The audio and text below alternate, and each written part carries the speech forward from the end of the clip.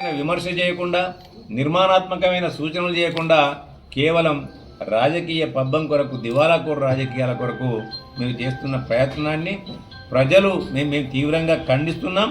ప్రజలు దీన్ని నిశ్చితంగా గమనించి ఇక మీకు ఏదైతే 2023 సంవత్సరంలో అసెంబ్లీలో గూరిగట్టిండ్రు రాజకీయంగా, తర్వాత జరిగిన ఎన్నికల్లో ఎంపీ ఎలక్షన్లో శాశ్వతంగా ఓ 10 మీటర్ల గోతీదవి అండ్లబెట్టిండ్రు. రేపు రాబోయే ఏదైతే స్థానిక సంస్థల ఎన్నికలు ఉన్నాయో అందులో కూడా మిమ్మల్ని కాంక్రీట్ వేసి ఇలా గోరిగట్టడానికి ఖాయమని చెప్పి తెలియజేస్తాం. ఈరోజు ఈ రాష్ట్రంలో 9.5 సంవత్సరాలు ఏ పార్టీ అయితే పరిపాలించిందో తెలంగాణ రాష్ట్రం వచ్చిన తర్వాత ఆ పార్టీకి ప్రజలు రాజకీయంగా చరమగీతం పాడి వారి యొక్క అవినీతి అక్రమ అరాచక పరిపాలనను తుదముట్టించాలన్న ఉద్దేశం కొద్దీ ఈ రాష్ట్రంలో ప్రజాపాలన తీసుకురావాలని తెలంగాణ ప్రజలందరూ కూడా తెలంగాణ ఏ ఆకాంక్ష కొద్దైతే తెలంగాణ రాష్ట్రాన్ని సాధించుకున్నారో ఆ ఆకాంక్షలు నెరవేరాలని చెప్పి తెలంగాణ ఇచ్చిన తల్లి సోనియా గాంధీ గారి రుణం తీర్చుకోవాలని తెలంగాణ రాష్ట్రం ఏర్పడ్డ తర్వాత ఆ ఆశలు ఫలించలేదని, ఆ ఆశయాలు నెరవేరలేదని చెప్పి తెలంగాణలో కాంగ్రెస్ ప్రభుత్వం తీసుకొని రావడం జరిగింది. అధికారం పోయినప్పటి నుండి ఆ రోజు వాళ్ళు అధికారంలో ఉన్నప్పుడు రైతుల అవసరాలు గుర్తు రాలేదు, వాళ్లకు నిరుద్యోగుల అవసరాలు గుర్తు రాలేదు, ఏ యొక్క వర్ణాన్ని కానీ వర్గాన్ని కానీ వాళ్ళ అవసరాలు వాళ్ళకు గుర్తు రాలేదు. వాళ్ళ కేవలం దోపిడీ పరమావధిగా అందిన కాడికి దోచుకుని ఇలా దాచుకునే ప్రయత్నం చేసింది వాళ్ళ. అది మొన్నటిదాకా కాంగ్రెస్ పార్టీ మాత్రమే చేసిందని వాళ్ళందరూ కూడా కొట్టిపారేసే ప్రయత్నం చేశారు. కానీ ఇలా స్వయంగా వాళ్ళ కుటుంబ సభ్యురాలు,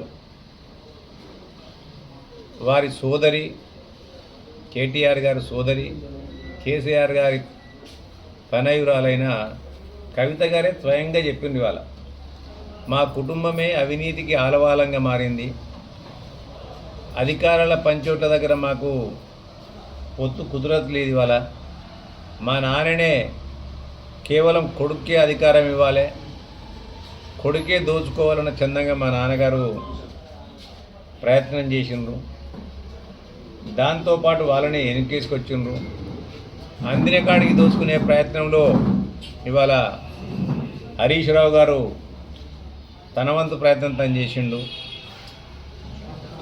సంతోష్ రావు గారు తన వంతు ప్రయత్నం తను చేస్తూనే నేరెళ్ల గడనకు కూడా ఆయనే బాధ్యులని కవిత గారు నిర్మోహమాటంగా చెప్పిండ్రు వాళ్ళ. అంటే ఏదైతే కాంగ్రెస్ పార్టీ కానీ ఇక్కడున్న ఎన్జిఓస్ కానీ రాజకీయ విశ్లేషకులు కానీ మొదటి నుంచి చెప్పుకుంటూ వచ్చిండ్రో అవి వాస్తవాలని చెప్పి కవిత గారి మాటల ద్వారా, కవిత గారి ప్రెస్ స్టేట్మెంట్ల ద్వారా తేట తెల్లమైంది వాళ్ళ. కాకపోతే కవిత గారికి ఇప్పటికి కూడా ఇంకొంచెం కన్న తల్లిదండ్రుల పైన, తోబుట్టు పైన కొంచెం ప్రేమ ఉన్నట్టున్నది ఇంకా అక్కడక్కడ. ఆమె మాటల్లోనే 2 రకాల మాటలు మాట్లాడింది ఆవిడ.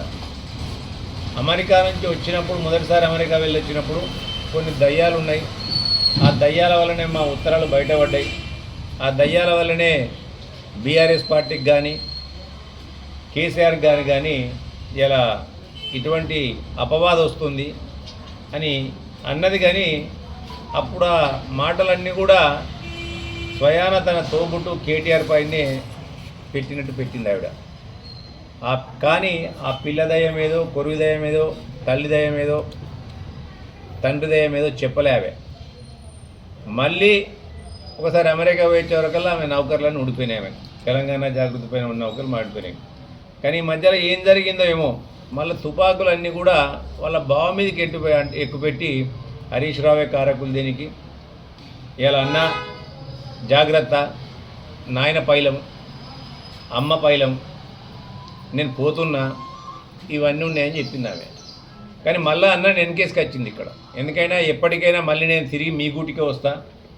ఈ రాష్ట్రంలో ఏదైతే మనం చేసిన అక్రమ అవినీతి అరాచక పరిపాలనకు ఇవాళ ఒక్కొక్కటి కూడా బయటపడుతున్నాయి. కాళేశ్వరంలో ఉన్న కథలన్నీ కూడా బయటపడ్డాయి. ఇలా మనం చేసిన కథలన్నీ కూడా బయటపడ్డాయి. కార్ రేసులో నువ్వు చేసిన కథలన్నీ కూడా బయటపడుతున్నాయి. ఇక మనల్ని ఎవరు కూడా క్షమించే పరిస్థితుల్లో లేరు.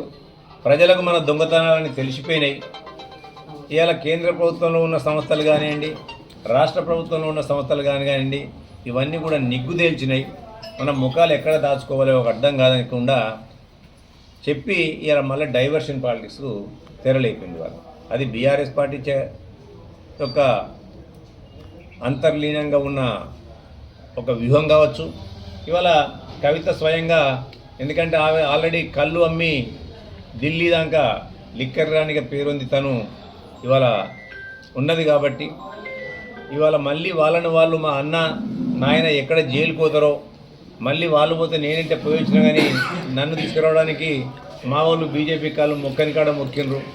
ఏడెక్కడ చేయను వ్యవస్థలను సంస్థలను సర్దుకోవడానికి మా వాళ్ళు అన్ని రకాల పనులు చేసిందని ఇవాళ చేసిన అంటే బయటకు తీసుకొచ్చిండ్రు. మరి వీళ్ళు పోతే ఎవరు తీసుకురావాలి బయటికి, లోపలికి పోతే అని చెప్పి ఆమె ఇవాళ ఇటువంటి ఒక కట్టుకథలతో పిట్టకథలతో కూడిన కహానీ చెప్పి బయటకు వచ్చిందని నేను భావిస్తుంది. ఇవాళ కేటీఆర్ గారు ఇలా ఈ కార్ రేసుల్లో కూడా ఆయన యొక్క అవినీతి అక్రమాలు బయటపడుతూ వస్తున్నాయి. ఇవాళ ఇటువంటి తరుణంలోనే కవిత కేవలం హరీష్ రావును, సంతోష్ రావును టార్గెట్ చేసి ఇవాళ విభజించు పాలించు, ఈ రాష్ట్రంలో మళ్ళీ ప్రజలను ఒకసారి డైవర్ట్ చేయాలని చెప్పి ఆమె ప్రయత్నం చేసినట్టుగా నేను భావిస్తున్నాను.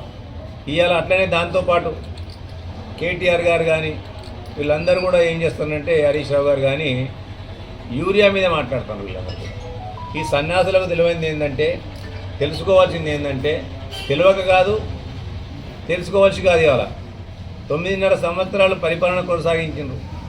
ఇలా యూరియా అనేది రాష్ట్ర ప్రభుత్వ పరిధిలోని కాదు, అంశం కాదు. ఇది యూరియా సప్లై అనేది కేంద్ర ప్రభుత్వ పరిధిలోది. ఏ ఒక్క పావు కిలో యూరియా వచ్చినా మనకు కేంద్ర ప్రభుత్వం నుంచి రావాల్సిందే. ఒక గింజ వచ్చినా మనకి ఒక అది వచ్చినా కానీ కేంద్ర ప్రభుత్వం నుంచి రావాల్సిందే. మన అవసరాలను బట్టి కేంద్ర ప్రభుత్వం మనకు యూరియా సప్లై చేయాల్సిందే.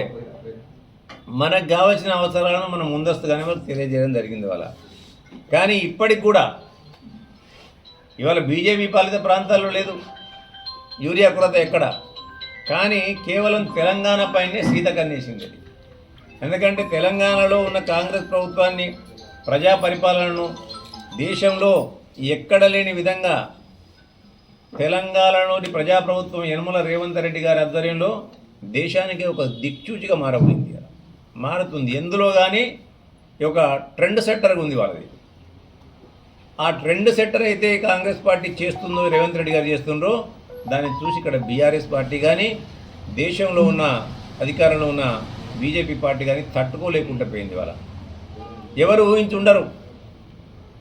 ఈ తెలంగాణ రాష్ట్రంలో కులగణన ఇంత పకడ్బందీగా చేసి దేశంలో స్వతంత్ర భారతదేశంలో ఇంతవరకు ఎవరు చేయలే. కానీ ఇవాళ రేవంత్ రెడ్డి గారు బీసీ కులగణన చేసి మీ కోటా ఎంత, మీ వాటా ఎంత అనేది తేల్చి ఎప్పుడైతే ఈ రాష్ట్రాన్ని దేశంలో ఆదర్శప్రాయంగా ఉంచినరో బీజేపీకి కూడా వణుకు ప్రారంభమైంది. ఇలా బండి సంజయ్ గారు, అరవింద్ కుమార్ గారు, ఈటెల రాజేందర్ గారు, లక్ష్మణ్ గారు వీరందరూ కూడా మేం బీసీలం అని చెప్తారు ఇవాళ. కానీ నిజంగానే వాళ్ళ బీసీ బిడ్డలైనట్టయితే ఏదైతే ఇలా తెలంగాణలో కాంగ్రెస్ ప్రభుత్వం, యనమల రేవంత్ రెడ్డి గారి ప్రభుత్వం బీసీలకు అనుగుణంగా 42% రిజర్వేషన్ తీసుకొచ్చిందో ఇలా లోకల్ రిజర్వేషన్లలో దాన్ని చట్టరూపంగా తీసుకోవాల్సిన బాధ్యత ఇలా కేంద్ర ప్రభుత్వం చేతిలో ఉంది. కాబట్టి వీరిపైన ఉండే. కానీ వీళ్ళందరూ కూడా తొండి పెడతారు ఇవాళ. బండి సంజయ్ గారు నిజంగా చెప్పానంటే మరి వారు కేంద్ర మంత్రి, తొండి సంజయ్గా మారిపోయింది ఆయన. ఈ బీసీ బిల్లు గురించి మాట్లాడితే ముస్లింలకు రిజర్వేషన్ ఉన్నాయండి. ఇప్పుడు ఏ రాష్ట్రంలో లేదు, బీసీలు ముస్లింలే ఉన్నారు. మొదటి నుంచి కూడా వాళ్ళు ముస్లింలలోనే ఉన్నారు బీసీలు. కొంతమంది తప్ప మెజారిటీ ముస్లిమ్స్ బీసీలలో ఉన్నారు. బీసీ ఈ కేటగిరీకి వస్తారు. గుజరాత్లో ఉన్న బీసీలలో వాళ్ళు కూడా భాగమే. ఎక్కడ రిజర్వేషన్ ఉన్నా అక్కడ కూడా బీసీలలో వీళ్ళు భాగంగానే ఉన్నారు. ఇవాళ దాన్ని అడ్డం పెడుతుంది. ఇవాళ యూరియా గురించి మాట్లాడితే తెత్తెత్తర అనుకుంటే పారిపోతాడు. ఇలా రఘునందన్ గారు క్లియర్గా చెప్పిన వారి ఎంపీ చెప్పిండ్రు ఇవాళ మేము సరిగ్గా సరఫరా చేయలేకపోతున్నాం. ఏదైతే ఆపరేషన్ సింధూర్ ద్వారా మనకు చైనా నుంచి రావాల్సిన యూరియా రాలేదు, అది ఆలస్యమవుతుంది, మేము ఇస్తామని చెప్పినారు. అది కేంద్ర ప్రభుత్వం అట్లా చెప్తుంటే, వాళ్ళ ఎంపీలే అట్లా చెప్తుంటే, ఇవాళ కూడా పేపర్లో చూసినారు మీరు అందరు కూడా ఇంకా కూడా మనకు యూరియా రావాల్సి ఉందని మా ఎంపీలందరూ కూడా యూరియా కొరకు పార్లమెంట్లో గొడవ చేసి ధర్నాలు చేస్తే ఇలా దున్నపోతు మీద వాన పడ్డట్టు కేంద్ర ప్రభుత్వం కొంచెం కొంచెం మనకి ఇప్పుడు యూరియాను రిలీజ్ చేస్తుంది. ఇవాళ అందులో ఈ బిత్తిరోళ్ళు అధికారం కోల్పోయినాక పిచ్చిలేసి కొంతమంది రైతులను భయభ్రాంతులకు గురి చేస్తుంది. ఇలా రైతులకు అంతా కూడా రైతులకు కావాల్సిన యూరియా సెప్టెంబర్ మాసం వరకు కూడా సప్లై చేస్తూనే ఉంటాం. ఎందుకంటే ముందేసిన వాళ్ళకి ముందు పోతుంది, వెనకేసిన వాళ్ళకి వెనక పోతుంది. ఇవాళ మేము షార్టేజ్ లేదని మేము చెప్పట్లే, షార్టేజ్ ఉంది కాబట్టి మా ఎంపీలు ఢిల్లీలో కేంద్ర ప్రభుత్వంపై ఒత్తిడి తీసుకురావడానికి ధర్నాలు చేసినారు. మా ముఖ్యమంత్రి గారు పోయి ఎరువుల శాఖ మంత్రి గారిని కలిసినారు.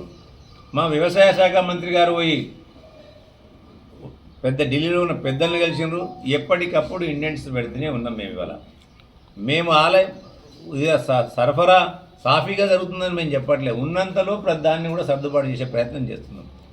ఇలా సిరిసిల్ల జిల్లాకు ఇంచుమించు మనకు 21,000 మెట్రిక్ టన్ల యూరియా అవసరం ఉంటే ఇంతవరకు మనకు వచ్చింది కేవలం 16,000 మెట్రిక్ టన్ను. 15,000 పైచులకే, 16,000 కూడా కాదు. ఇంకా మనకు షార్టేజు 6,000 మెట్రిక్ ఉన్నది. ఇవాళ మీరు చేసిన గందరగోళంలో రైతులు కాదు, కాంగ్రెస్ ఏ పార్టీ అయినా రాజకీయమే చేస్తుంది, మరి దిగజారుడు రాజకీయం చేయదు ఎవరు కూడా. ఇవాళ గురువింద గింజ సామెత చెప్తాడు కేటీఆర్ గారు, మా హయాంలో లేని చెప్పి. సన్నాసి, పాత రికార్డు అంతా 9.5 సంవత్సరాల నుంచి నువ్వు అంతా రికార్డు చేసుకో. వికారాబాద్లో, పరిగిలో, ఆఖరికి సిరిసిల్ల నీ కాన్స్టిట్యున్సీలో కూడా అప్పటి నుంచి 2009 నుంచి ఇప్పటి వరకు కూడా నువ్వే ప్రాతినిధ్యం వహిస్తున్నావు కదా. నీ ప్రాతినిధ్యం వహిస్తున్న నీ సిరిసిల్ల కాన్స్టిట్యున్సీలో ఎరువుల షార్టేజ్ లేదని చెప్పమని నేను చెప్తే ఇప్పుడు నేను